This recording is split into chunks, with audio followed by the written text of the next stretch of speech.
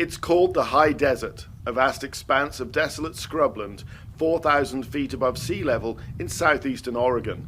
Snow-covered in winter and parched in the summer, cattle ranching is the main agricultural activity.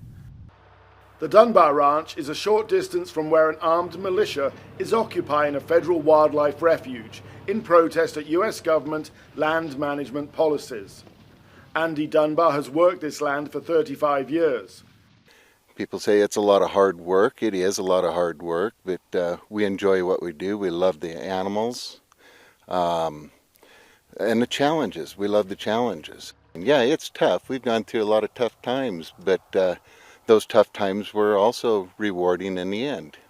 Many ranchers in the high desert don't own the land their cattle graze. They lease it from the US government, their animals roaming on open range much as they did 100 years ago. Federal land ownership in the United States is largely concentrated in the West, where government controls just over half the territory in 13 states, according to government records. However, ranchers' representatives say that in recent years, the land has been managed with an increasing emphasis on conservation, to the detriment of ranchers. You can make as many laws as you want in Washington, D.C. The land still, it needs water to grow grass. It's pretty simple. You need heat.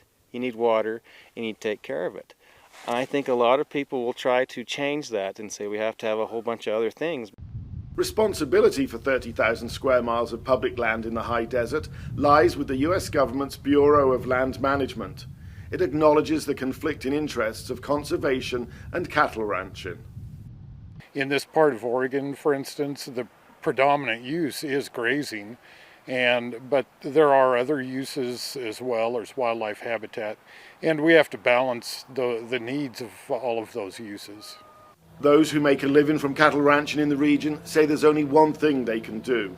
You just got to kind of grin and bear it and keep plowing away, and that's what we need to do. And I think 99%, if not 100% of the ranchers around here feel the same way. Cattle grazing on public land is part of the history of the American West. If the ranchers have their way, it will also be part of its future.